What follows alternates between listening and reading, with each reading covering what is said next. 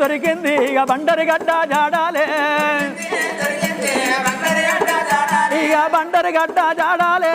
బంతి పువ్వు జాడాలు అమ్మ నా దగ్గర ఎక్కడున్నదమ్మా మక్క ఏలే రాజులు తోట లోపల ఉన్నది సవలక్ష తోట అమ్మ తురుకొల్ల తోట లోపల